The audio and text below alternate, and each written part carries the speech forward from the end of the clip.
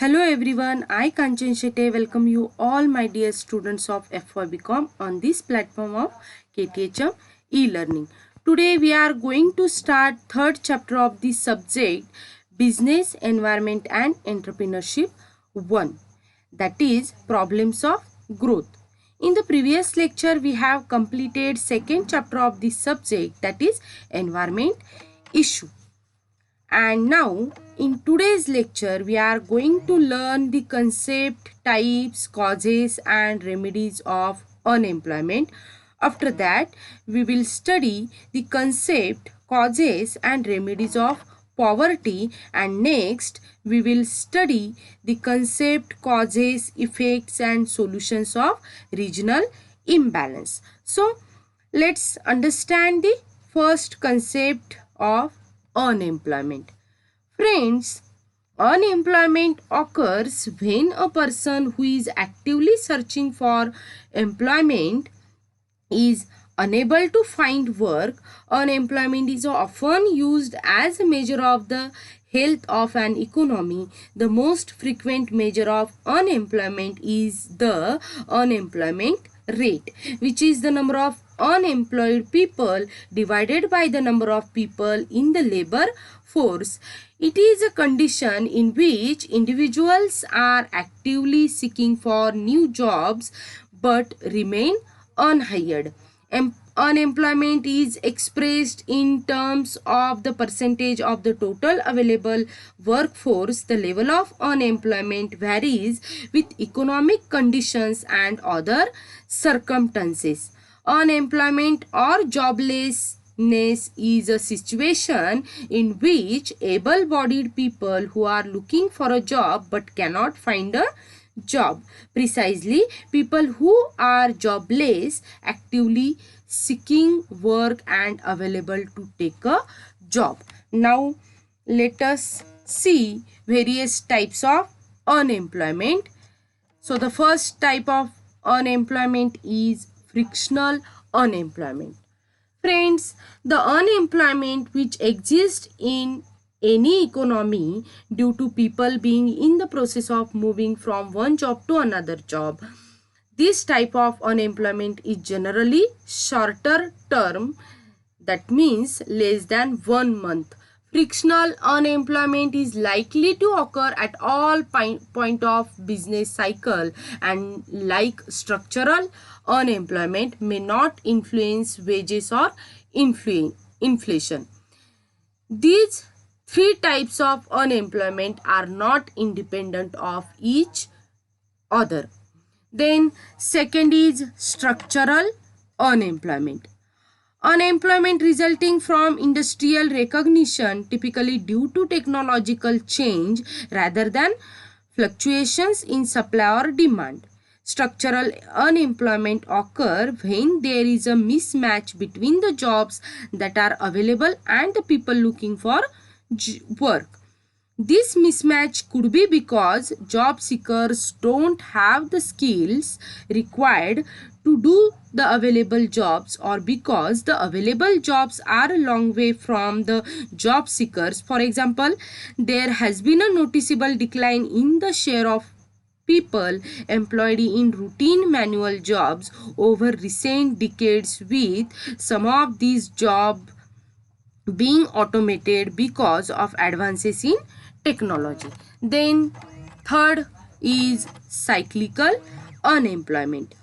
It results when the overall demand for goods and services in an economy cannot support full employment. It occurs during periods of slow economy growth or during period of economic contraction. Cyclical unemployment occurs with changes in economic activity over the business cycle. During an economic downturn, a shortfall of demand for goods and services results in a lack of jobs being available for those who want to work. Then fourth is seasonal unemployment. Seasonal unemployment occurs when people are unemployed at a certain time of the year because they work in industries where they are not needed all the year round. Seasonal unemployment occurs at different points over the year because of seasonal patterns that affect jobs. Some examples include fruit pickers and holiday related jobs. There are some industries and occupations such as agriculture, the catering trade in holiday resorts, some agro based industrial activities like sugar mills and rice mill, etc., in which production activities are seasonal in nature, so they offer employment only for a certain period of time in a year. Next, fifth is technological unemployment. Technological unemployment is the loss of jobs caused by technological change. It is a key type of structural unemployment. Technological unemployment is basically created by introduction of machinery. In developed countries, technological unemployment poses no serious problem. This is because there is a gradual technological advancement and no sudden shift in their normal technology, which is already at an advanced stage. And last one is disguised unemployment. The term disguised unemployment commonly refers to a situation of employment with surplus manpower in which some workers have zero marginal productivity, so that their removal will not affect the volume of total output. Suppose a given land can properly be organized and cultivated by 4 persons very effectively. If there are 6 family members and all of them are working on this farm, each one would work for 5 hours a day on an average. Now, if 2 members get some other employment opportunity, the remaining 4 of them under the given technique of production can maintain the same level of output by working harder and for a longer duration of 7.5 hours a day. Thus, the 2 workers previously employed on this farm were disguisedly unemployed. Now, let us understand the causes of unemployment. There are various causes. First is slow economic growth. Friends, Indian economy is underdeveloped and role of economic growth is very slow. The slow growth fails to provide enough employment opportunity. Second cause is increase in population. Constant increase in population has been a big problem in India. It is one of the main causes of unemployment. Third one is agricultural. Agriculture is a seasonal occupation. Large part of population dependent on agriculture, which provides seasonal unemployment or seasonal employment for a few months, so this gives rise to unemployment. Next is caste system. In many cases, the work is not given to the deserving candidates but given to the person belonging to a particular community, resulting in unemployment. Then joint family system. In big families having big business, many such persons will be available who do not do any work and depend on the joint income of the family. It also forms the part of unemployment. Next cause of unemployment is fall of small and cottage industries. In that, industrial development had adverse effect on cottage and small industries. The production of small and cottage industries fall and many artisans become unemployment. Then less saving and investment. There is a inadequate capital in India due to shortage of savings and investment. Due to less capital, employment opportunities have not been created. Next is defective planning.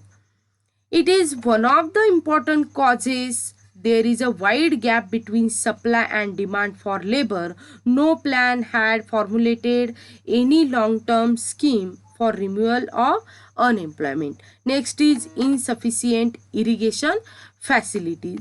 Due to lack of irrigation in India, large area of land can grow only one crop in a year. Farmers remain unemployed for most time of the year. Next is expansion of educational institutes. The number of educational institutes have increased manifold. As a result of this, educated unemployment of white collar unemployment has increased. And last is slow growth of industrialization. The rate of industrial growth is slow, though emphasis is laid on industrialization, yet the avenues of employment created by industrialization are very few. Now let's move to the next point, that is remedies for unemployment. So the first remedy is change in industrial technique. Friends, it is essential that labor intensive technology should be encouraged in place of capital intensive technology. Second remedy is policy regarding seasonal unemployment. In that, agriculture should have multiple cropping, plantations, horticultures, dairying, animal husbandry and cottage industries should be encouraged. Then third one is change in education system.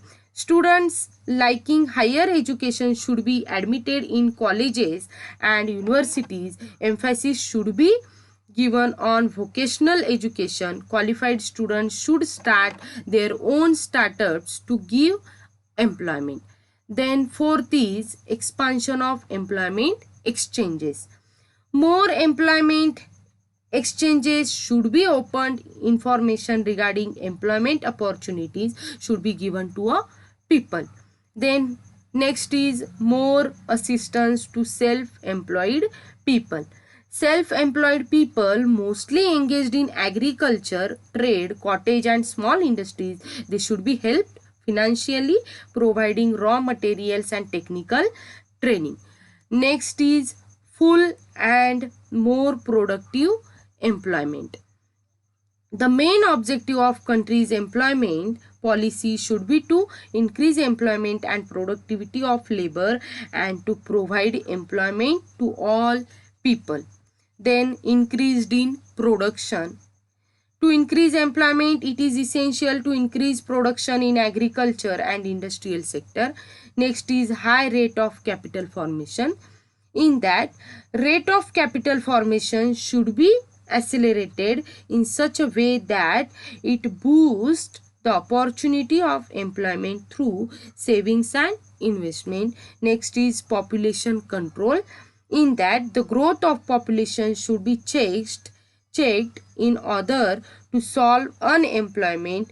Family planning programs should be implemented widely and effectively. Now come to the next concept, that is poverty. Friends, unemployment and poverty are interrelated components that affect entrepreneurial growth. The problem of poverty has been disturbing humanity since inception. The child who take birth in a poor family is more likely to end up unemployed, uneducated and poor. Poverty is a social ill that is extremely difficult to eradicate. Poverty is not having enough material possessions for income for a person's needs. Although poverty is one of the most familiar and enduring conditions known to humanity, it is an extremely complicated concept to understand. Some researchers view it as a reaction to the stress of being poor, whereas others perceives it as a process of adapting to the condition of poverty. Historical definitions are numerous but can be classified as relating to either lack of financial income or lower social status. Numerous factors contribute to the concept of poverty, including political, economic, social and cultural factors. The one that has constantly had the greatest effect on the evolving concept is the passage of time, which encompasses all these forces in a very intricate manner. This author explored the evolution of the concept of poverty to identify relevant themes for consideration in the public health nursing domain.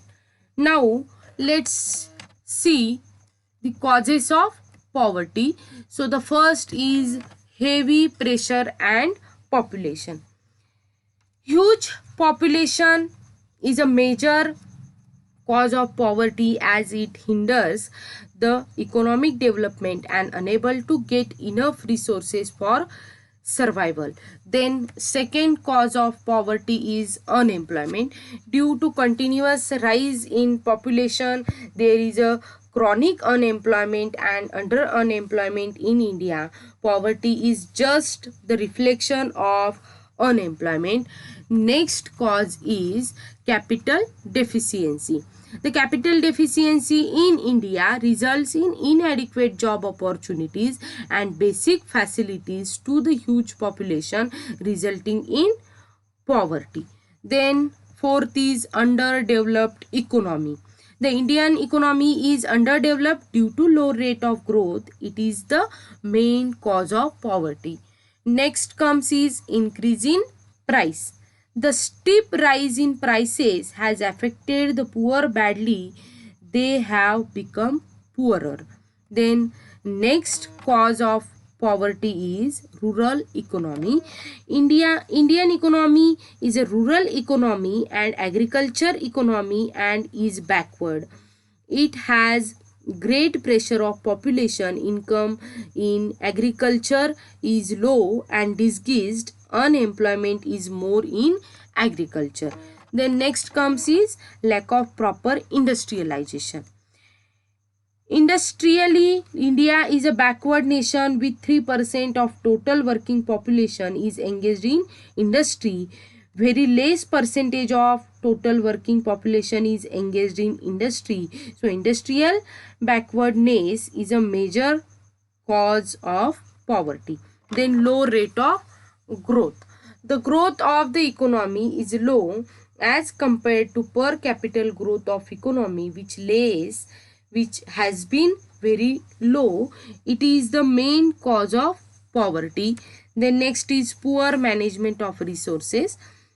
India has large natural resources as well as abundance manpower, but these resources are not put in proper use resulting in poverty. And last is epidemic diseases. Epidemic diseases results in death and leave behind even worse picture of further malnutrition and inability to survive for poor who can't recover due to lack of enough facility. It forms a major cause of poverty. Now let's understand the remedies for poverty. First is create job.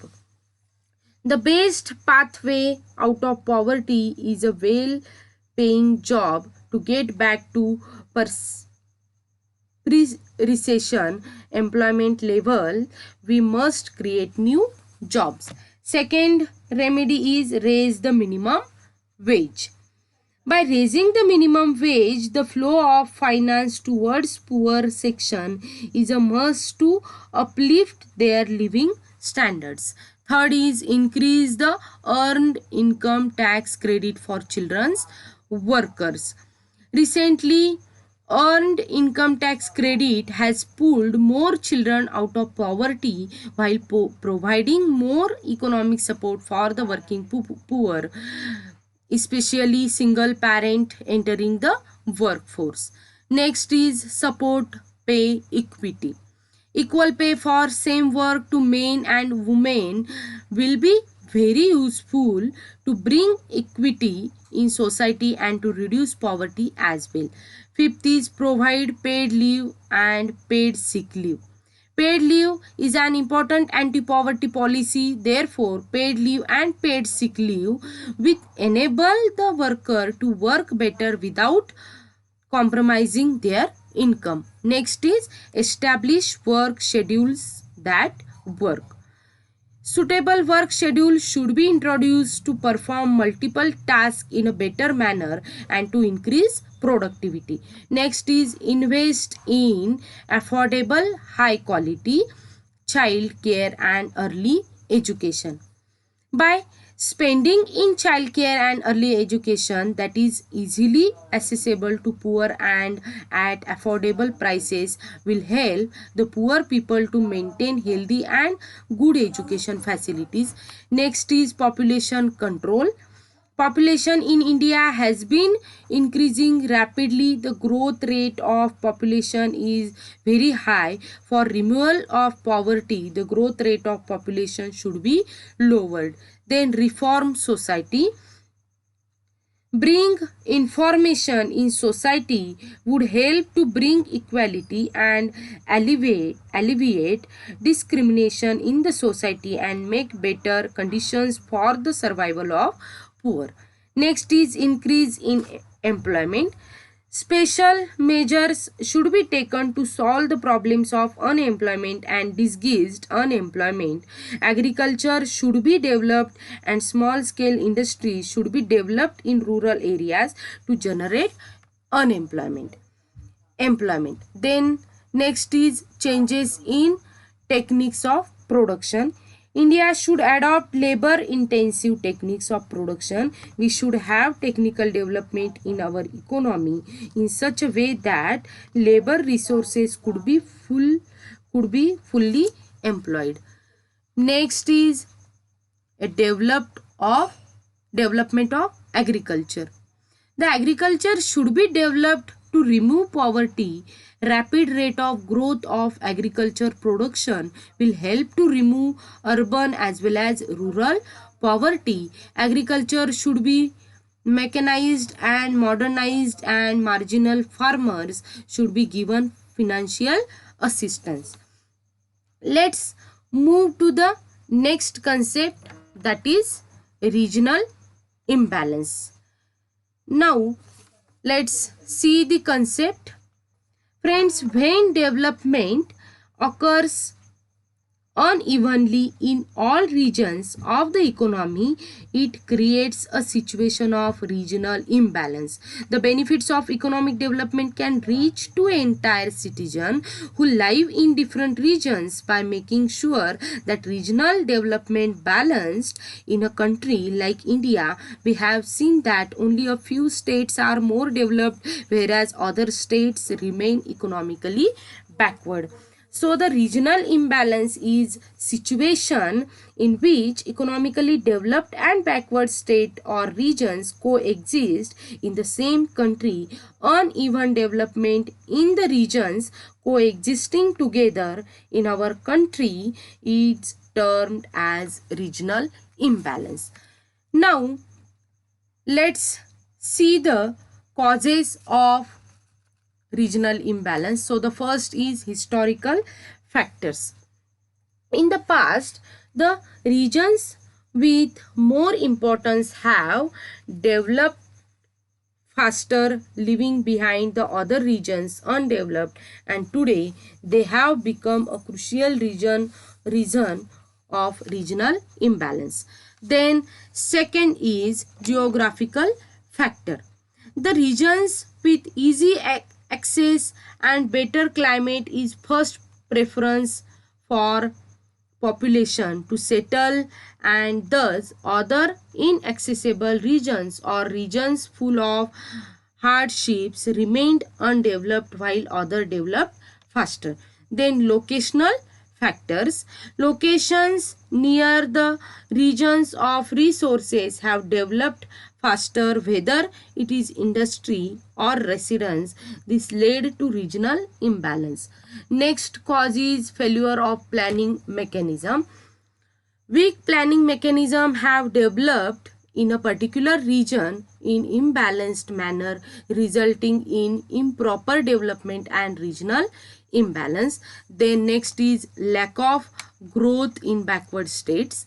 Low level of development work in backward states is a major cause of regional imbalance. Urban areas turned into metro cities, whereas rural areas are still underdeveloped. And last is uneven distribution of income. Disparity in income of population in the result of lack of infrastructure and employment opportunities, which further result in regional imbalance. Now let's see the effects of regional imbalance. So the first is migration. Friends, migration of people from economically backward areas towards economic strongholds. For example, the rural-urban migration. Cities are more prosperous as compared to rural areas, providing better quality of life and more sources of income. Next is social unrest.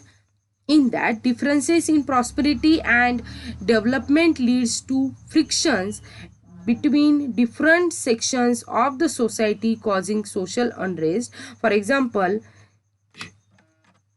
nationalism, Naxalites of in India function in areas which have been neglected for long for development purposes or economic prosperity. And third is aggregation of the imbalances.